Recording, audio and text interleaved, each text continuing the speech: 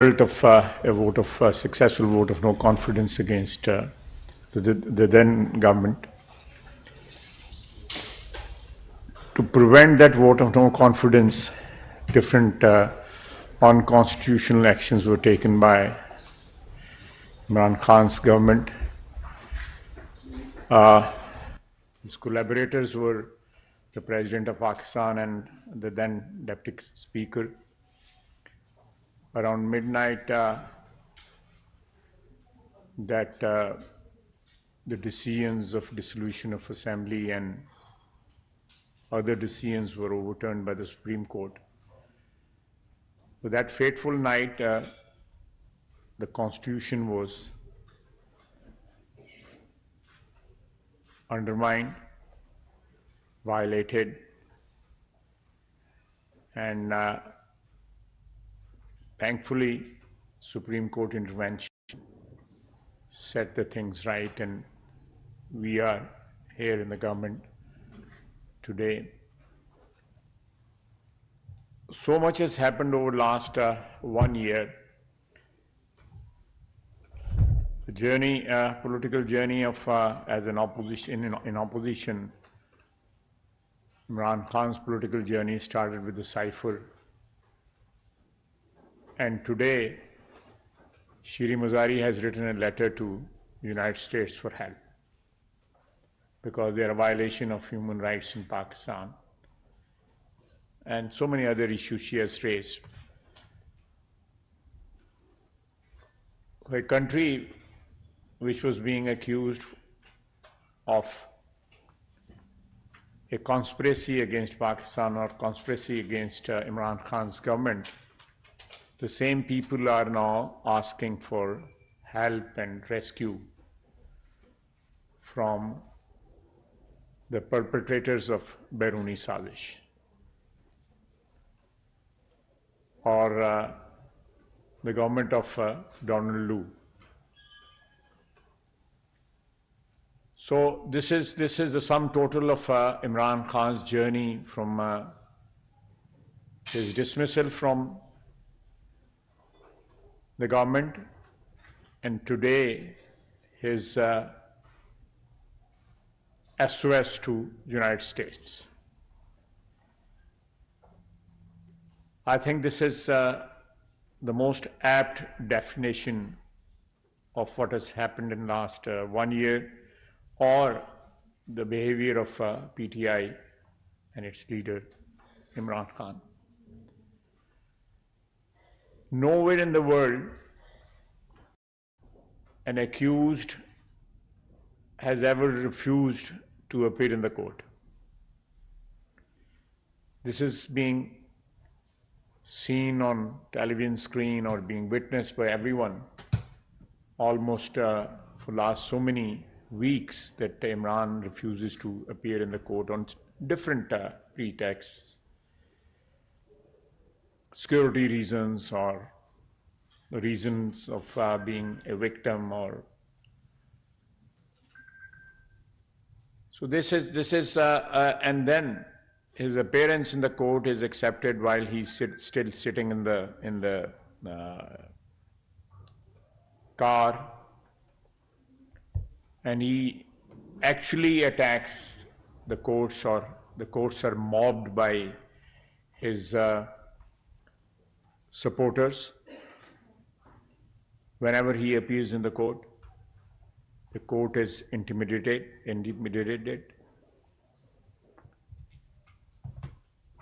They come under pressure. They face threats. And when police is sent to his residence to arrest him and produce him in the court, the police is attacked with Molotov cocktail, firing, and at least 70 to 80 police officers, senior police officers including, who were injured trying to arrest him.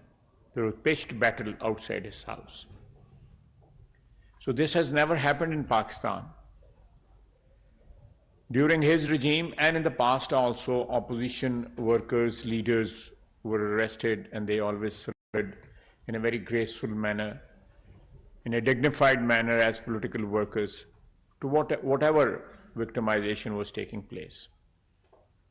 They never physically contested their arrest, never abused or maligned the courts.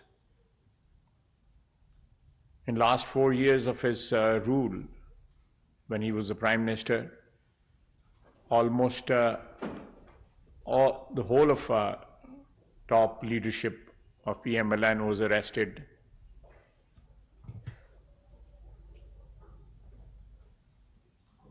Our leader, Nawaz Sharif, was arrested. He came back from UK to surrender. His daughter was arrested. The present Prime Minister was arrested. His son was arrested. Their nephews were arrested. But never there was a sort of resistance to being arrested. I was picked up from Embassy Road and remained in jail for almost 6 months. My wife appears in the court. Almost 3 years. My wife, my son. So the victimization of the opposition was unprecedented. We have checkered history, political history of in our country, where politicians were victimized during martial laws, during military governments, but this sort of victimization and hounding was never there. Politicians were hanged. Zulfikar Ali Bhutto was hanged. It was a judicial murder. Bibi was martyred by Benazir Bhutto was martyred by the terrorists. Nawaz Sharif was removed from government thrice. But we never resorted to the methods or sort of things which are taking place have taken place in last 3-4 weeks, violating the law, violating the constitution. So we are actually governing this country, the present government, under circumstances which are pretty difficult, both administratively speaking, financially speaking, and obviously, ultimately, politically speaking also. So this is a backdrop in which we are at the moment governing the country and trying to give the best. We do realize that the political capital we had when we took over, or when we moved the vote of no confidence, over the period it has depleted. We have paid a cost. We had the option of, after the decision of the assembly or after the vote of no confidence, to dissolve the assembly and call for new elections. But we were in the middle of a negotiating arrangement with the IMF, and interim government perhaps could not do that as effectively as a government in power, elected government in power. So that was a difficult decision, and we decided to risk our political capital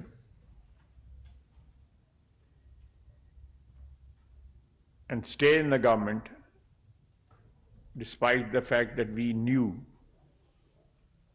the risk of losing the political capital is there or was there. Even today, we are trying to manage the situation, and every day there is a crisis precipitated by Imran Khan, and we are handling it. And inshallah, we'll come out of it successfully. And governance in the coming days, coming weeks, coming months, the economic situation, all these things which are the moment at peril will improve, inshallah. I'm ready for questions. Thank you. Before we open the floor for questions and answers, we would like you to see a video that when the police went to arrest Mr. Khan to comply with the orders of the court, he just not only defied the orders, violated the law, but also attacked the policemen, and also how he used women and children as human shield. So once you watch this video, and then we'll open the floor for questions and answers.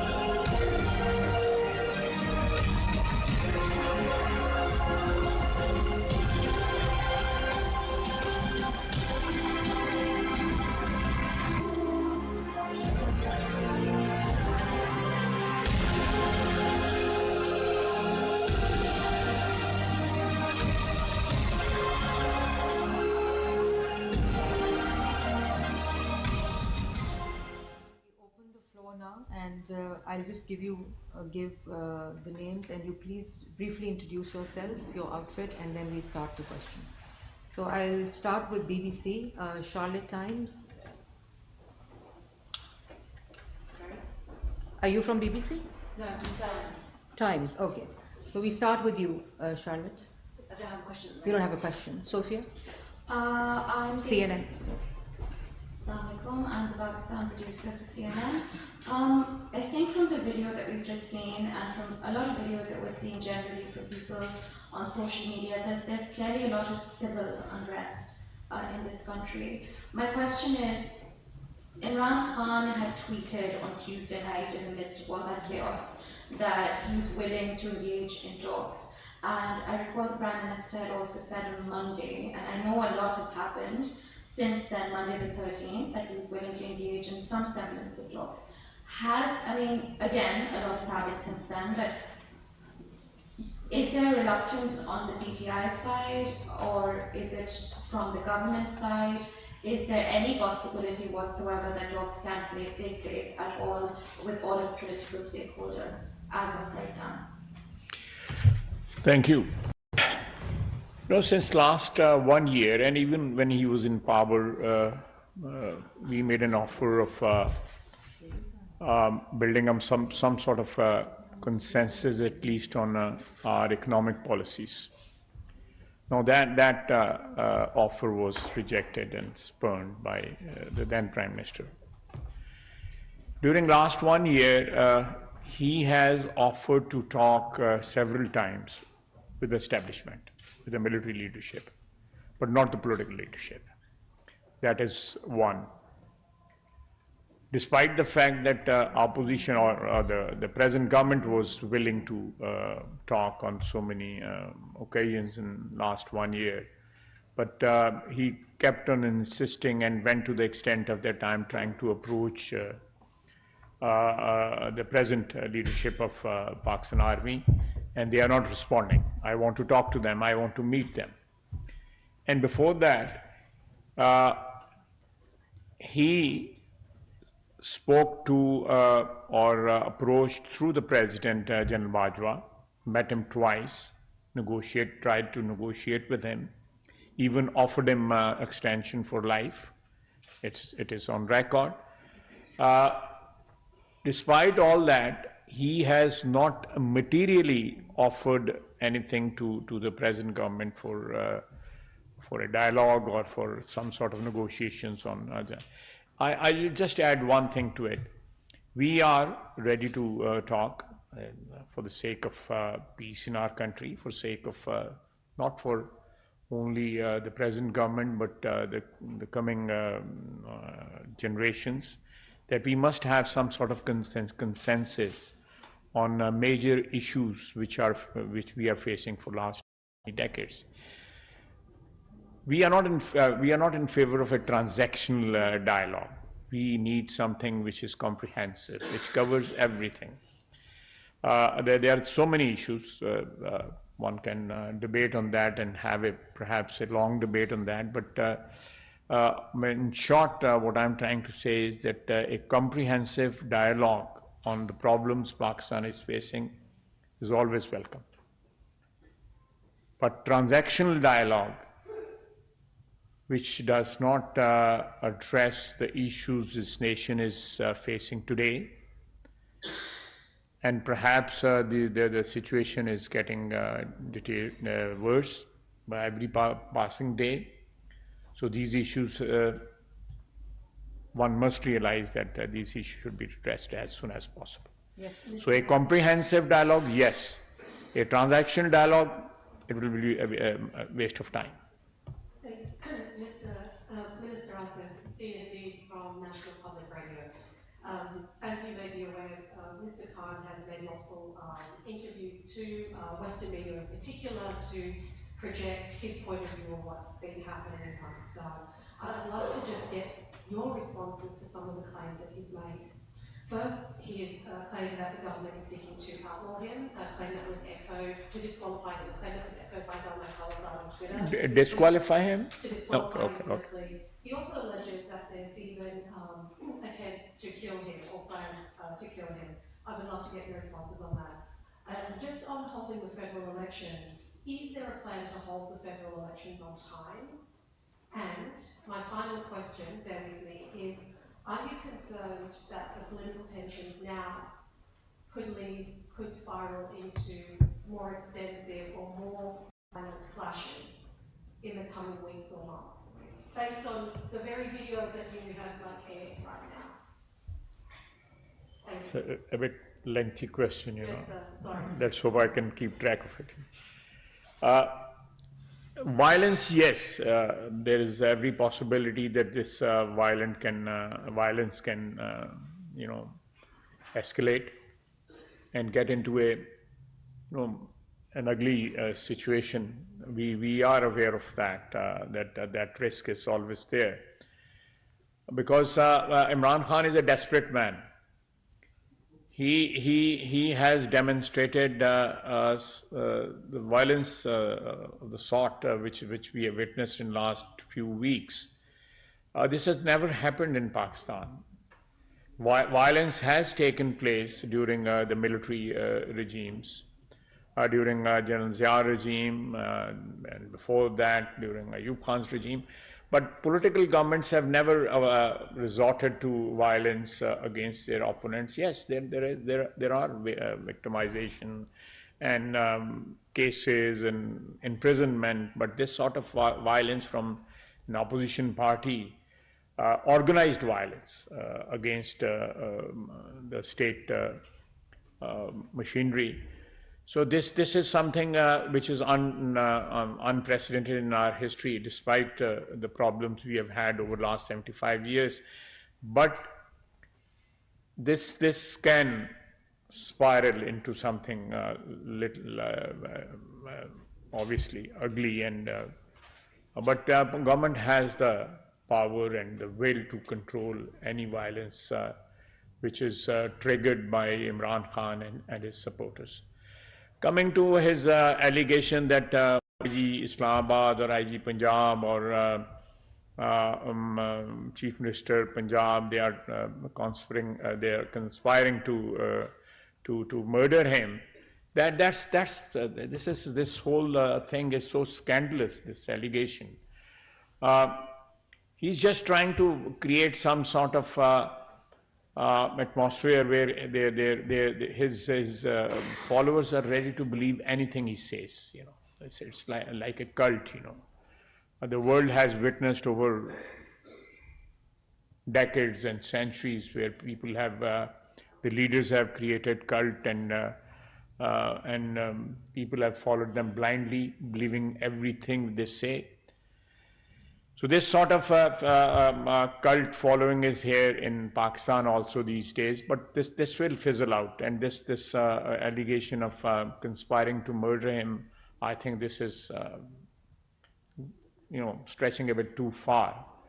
The sort of lies he has been fabricating over the last 1 year, starting with Cypher. I'll again say that on one hand he's he was accusing General Bajwa of conspiring against him or aiding his opponents, and on the other hand he was offering him extension for life, and then accusing the United States of America of conspiring against him, taking even names, and now he's again flirting with the American government through lobbyists, and approaching them for some sort of intervention or some sort of aid or help, because they are victimized, so-called victimization of PTI in Pakistan. So he'll tell you one thing today, and tomorrow he'll tell you something which is diagonally opposite, completely opposite, So his utterances are completely irrational. Perhaps his followers do believe whatever he says, but most of the people have lost track of what he has been saying over the last 1 year. Voice of America. She had a third question, whether the government does plan to hold the national election. Obviously, national elections are due in October, and they will be held on time. Now I will follow up on that question. They were due also on the 30th of April. And there were not national elections, provincial elections. Provincial elections were due on 30th of April. Then the CN has been taken by the Election Commission. They are, according to the Constitution, that is the body which is supposed to hold the elections and empowered to hold elections. But that very order has been called into serious question. The IMF has rejected the claim that it has anything to do with holding of any constitutional practice in Pakistan, like holding of the Punjab elections, number one. IMF? Yeah. No, I'm not aware of it. They gave a press release. Because this is a factor mentioned in the election order, that because of the understanding with the IMF, the government is unable to provide funding for the elections. That's number one. Number two, the prevailing law and order situation was cited in the Election Commission order. And in that order, the briefing about the security was given to the Election Commission on February 8th. And the incident cited in that briefing happened a week later on February 16th, the Jafar Express bombing. So there are serious anomalies in this election order, and you're still defending it. No, but let me, since February, in last 1 month or couple of months, the security situation has definitely deteriorated, We lost a senior army officer day before yesterday to terrorism. The terror incidents have increased. They have escalated over the last 2-3 months. So that's not something, the evidence is there. That's not something which is something of our imagination or something which we have concocted or invented, So security situation is there. I'm not aware of that, but definitely I'm aware of the fact that Ministry of Finance said that under the present circumstances, we are going through some very tough time, financially speaking. So we will not be able to provide funds for elections, which are, if you hold these elections now on 30th of April, and then again in October, so you are providing funds for the elections twice in a year. Secondly, the commitment which our army has at the moment, because of the internal and external threats, they said that deployment for almost 1 month. It takes about a month to deploy forces for elections on polling stations, and especially the static duty. They have to take over the polling stations as it happened in 2018. They manage the polling station. So that sort of duty, they showed their inability to man the polling stations. So these 3-4 reasons were stated by the Election Commission, and these reasons were given to them by the federal government. And based on these reasons, they have decided to postpone the elections till October, and they are given the new date, which coincides with the national elections, the federal elections. From AKB and DW. My question is regarding the letter Shiri Mizari has written to the Human Rights Commission. The concern is in the initial, they were bringing up the sulfur issue and all that, and they were against the intervention. But now they are themselves seeking support from the international organizations to intervene and resolve this issue. Where do you see this is taking our country to? This is the right approach? At first you were against their intervention, and now you are approaching them themselves? You can add on to this.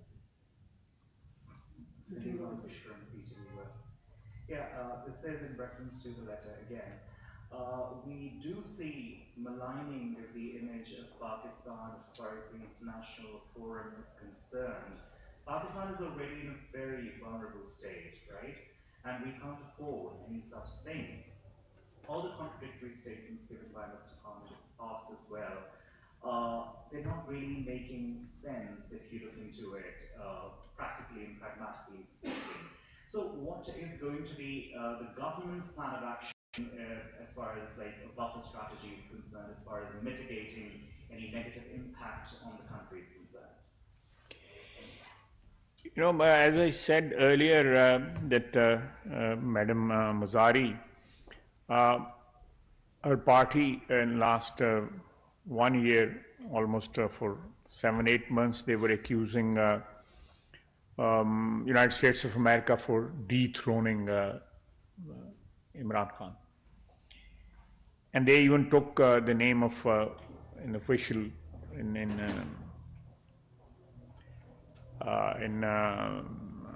the State Department, Actually, I met this gentleman in September in the United States, and he tried to introduce himself to me that I'm Donald Lu. Man, you are very well known in Pakistan. You don't need any introduction.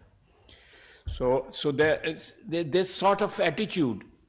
You know, I have the parliamentary career of almost 33 years. I have never gone to a foreign government whenever I was victimized, you know. I was imprisoned by General Musharraf. I was in Atak Fort. A political prisoner or a political worker cannot even imagine what sort of the cells and dungeons are there in Atak Fort. It was built in 1561 by Shahanshah Akbar. So we never appealed to a foreign government or United States of America. And after accusing them for almost a year of conspiring against PTI government, you then seek help from the same people, from the same country. So I think it's a disgrace for any political party or worker even to seek foreign help for whatever he's. I think my commitment to whatever I believe in should be sacrosanct, and that should be within the ambit of my commitment to my country, to my ideology, whatever is that. And seeking help from abroad is, I think, it's treacherous, and it amounts to me. It amounts to betraying my country.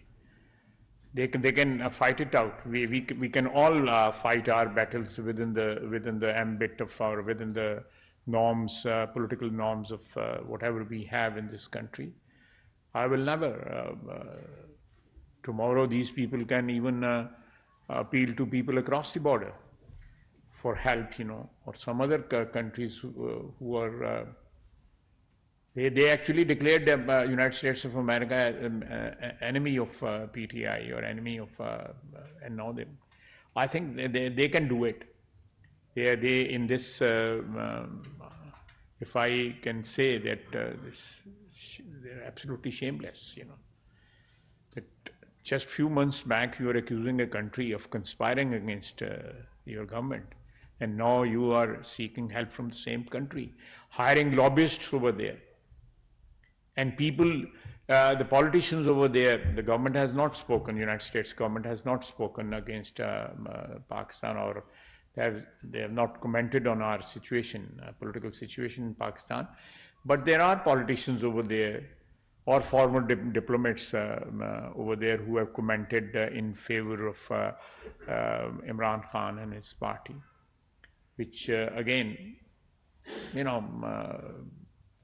they have lobbied over there, asked people over there to give statements in their favor, which again I think it's not very respectable for a political worker to go and seek help from abroad and ask the politicians over there to give statements in their favor. And you know, seeking help, and they are speaking, the politicians or congressmen or senators or diplomats are speaking in their favor. I think they should, those people who are commenting on the situation in Pakistan, they should also think that Pakistan's situation is, alhamdulillah, is much, much better. It's peaceful. We have our government. It's an independent country. What is happening in Kashmir and Palestine? Why don't they speak on that? What is happening over there? The genocide is taking place in on these two locations, you know.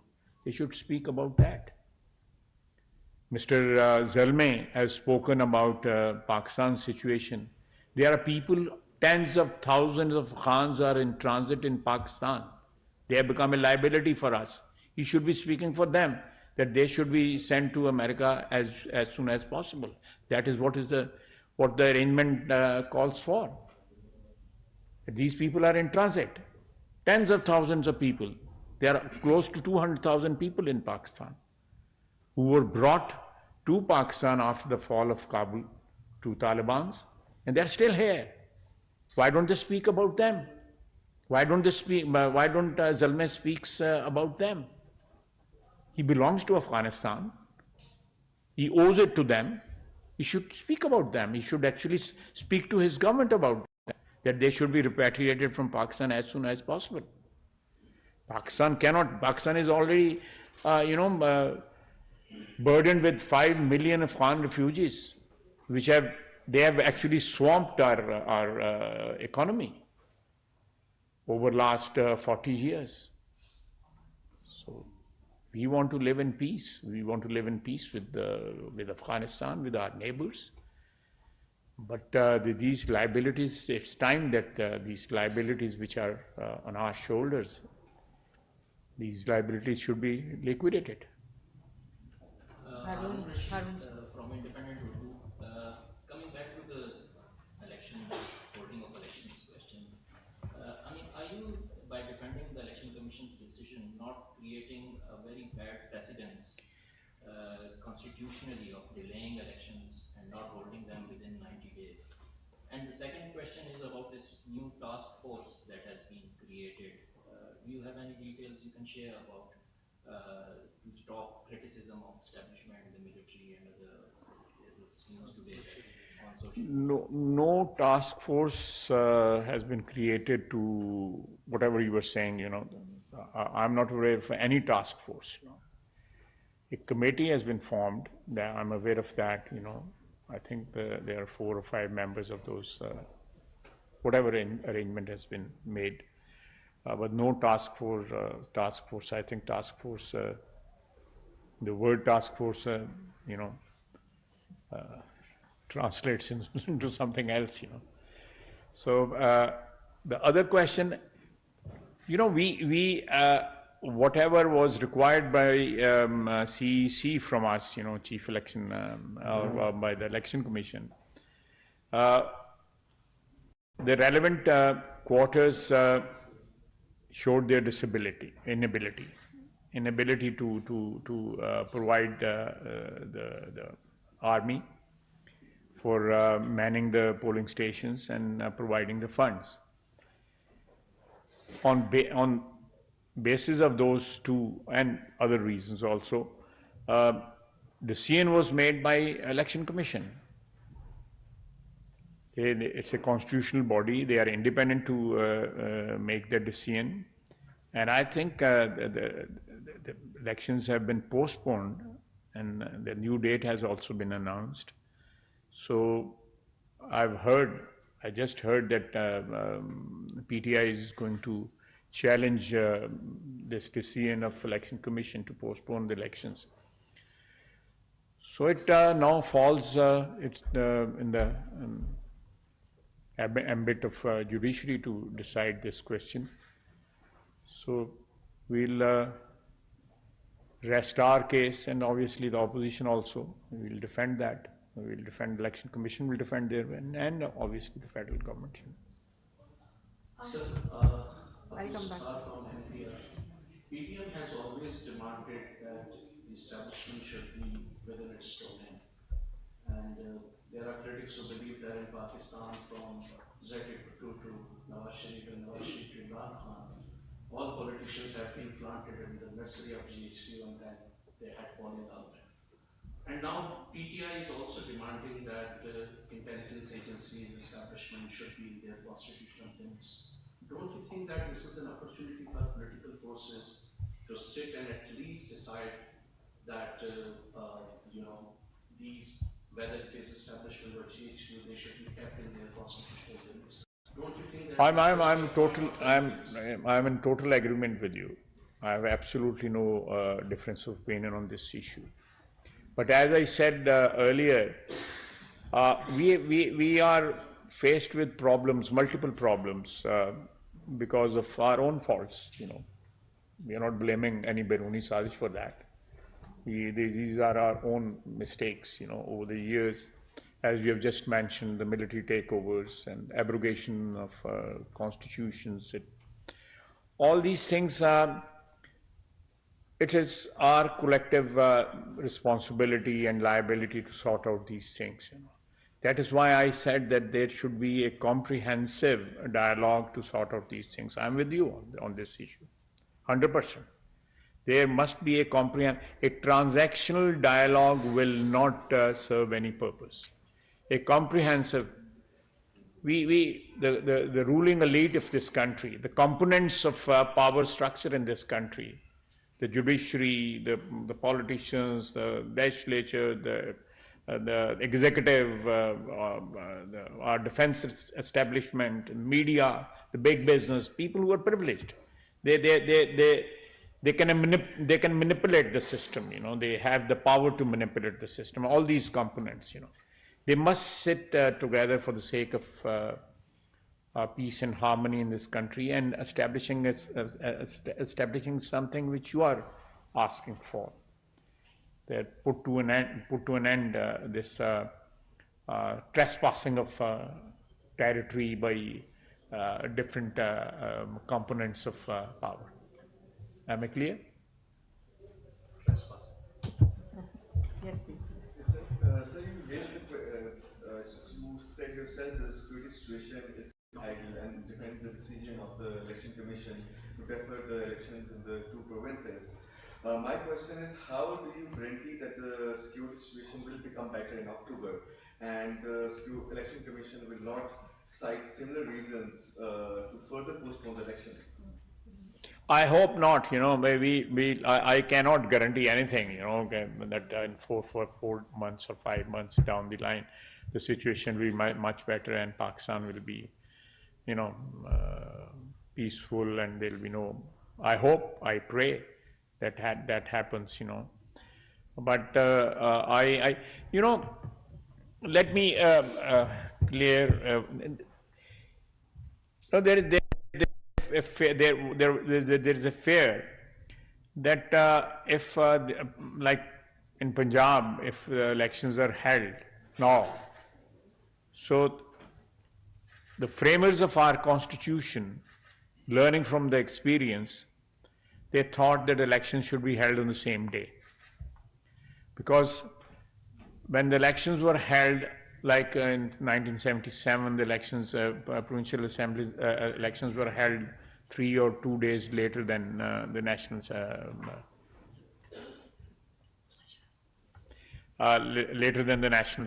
assembly elections. So there were gaps, or the elections were not held for all the provincial assemblies and the national assembly at the same time. This sort of provisions were added into the constitution to hold elections on the same day, that if there is a provincial assembly, let's assume the Punjab assembly is in power and their elections are not due. So this will ultimately create a situation where Punjab's hegemony will become almost permanent on the rest of the federating units. I hope you understand what I'm saying. So that hegemony will obviously be, will be grudged by other federating units. So that was the spirit when it was decided that these elections should be held on the same date. So there is no manipulation of the elections, and the idea of interim government was introduced, because before that, there were no interim governments. So this whole exercise, I'm not going into. I'm just trying to, not justifying anything or not supporting anything, but I'm just explaining the philosophy behind this concept. The concept was that the manipulation of the election can be eliminated. But if they are held on different dates, in my opinion and our experience over the last 75 years has been that the hegemony of obviously the biggest province will be perpetuated. Yes, Sophia last. Asim, I'll come after you. First, Sophia. Just very straightforward. Does the PDM government believe that the best way for Pakistan to get out of turmoil is for timely elections to take place? Yeah, we do. Short and crisp. Last question, Asim.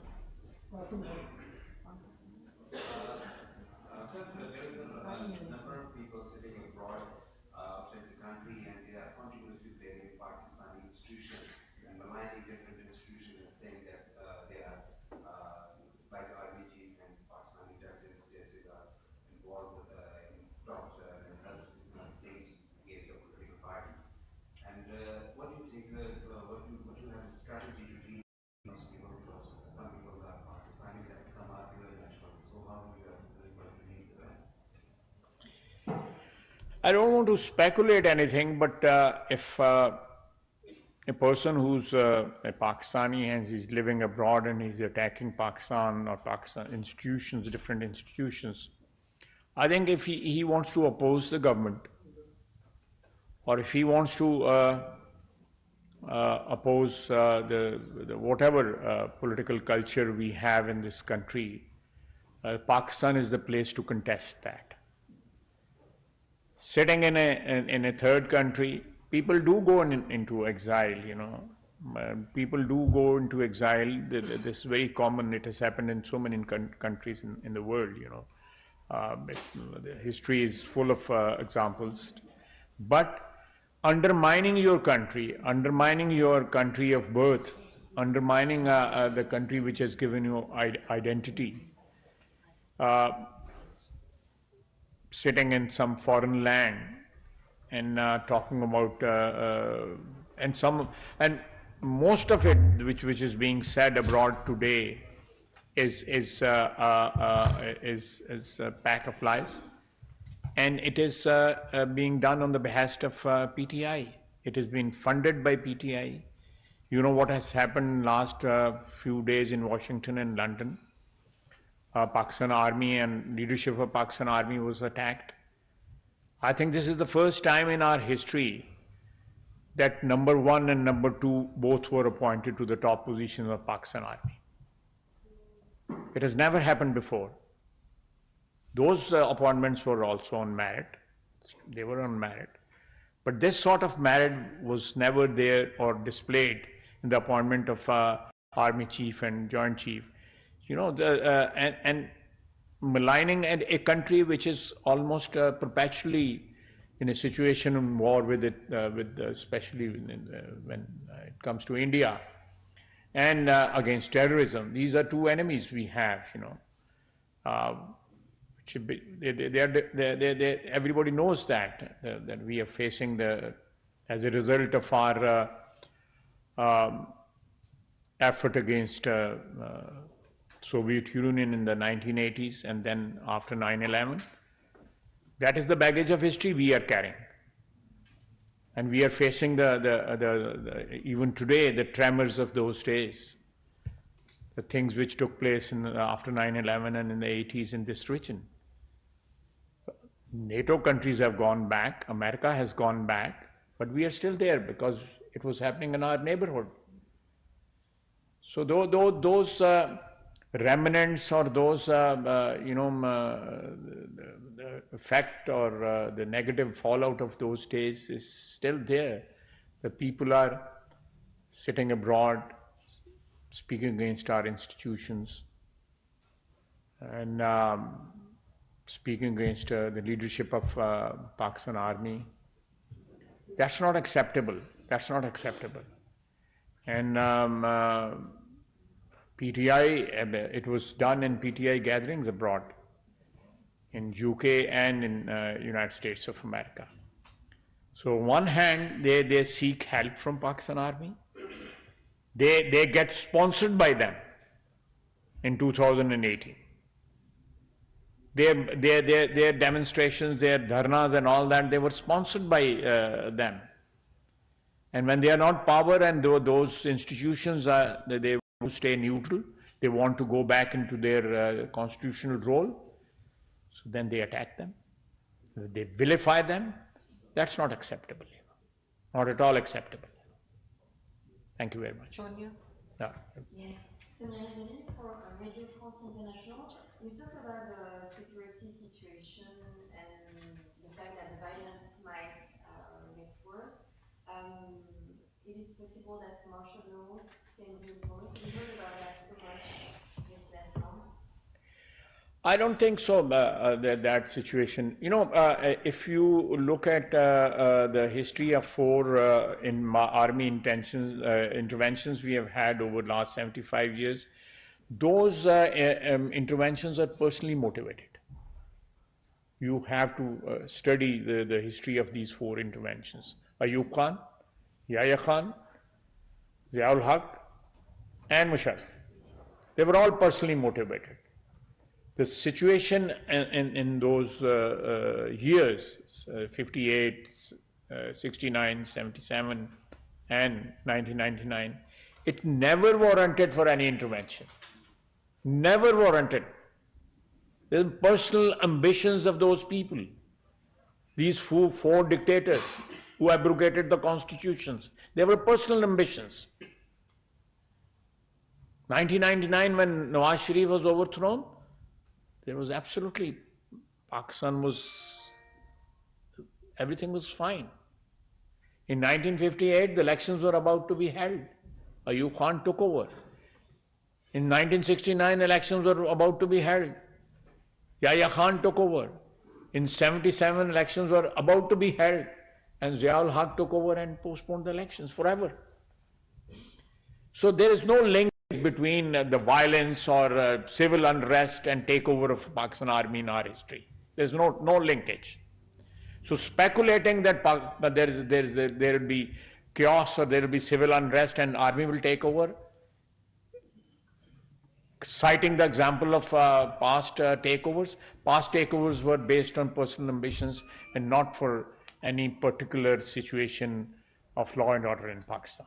But we agree that the martial law is made for crisis. The martial law is not based on personal ambitions, right? If a country is in a crisis, the martial law can be imposed, right? This is the purpose of the martial law. No, there are no such constitutional provisions which will allow takeover by army and imposing martial law. There is no such. The situation, if there is civil unrest, the civil governments must be, they are responsible under the constitution, and they will tackle and if in that process, if they have to call the army in aid of civil power, it is in the constitution. But taking over the country is abrogating the constitution. There is no room for that in our constitution. On 4 occasions in the past, I've just cited the years also, it was personal ambitions. They were all ambitious people. So what you're suggesting or predicting that the current military leadership has no personal ambition? Absolutely. You are absolutely right. They have no personal agenda. Their agenda is Pakistan, to defend Pakistan. The leadership of Pakistan Army at the moment, their only agenda is to defend Pakistan internally and externally. Thank you very much. वजीर दफा ख्वाजा मोहम्मद आसिफ और वजीर इत्तलात मरीम औरंगजेब इस्लामाबाद में गैर मुल्की media से गुफ्तगू कर रहे थे। उन्होंने कहा कि इमरान खान ने गैर आईनी तौर पर कौमी असम्बली तोड़ी, सुप्रीम कोर्ट ने मदाखलत करके आइन को बचाया। उनका यह भी कहना था कि इमरान खान रोज़ एक नया आइनी बहरान पैदा करने की कोशिश कर रहे हैं। उन्होंने कहा कि आम इंतखाबात अक्टूबर में होंगे। नाज़रीन, ये थी PTV ताज़ा तरीन।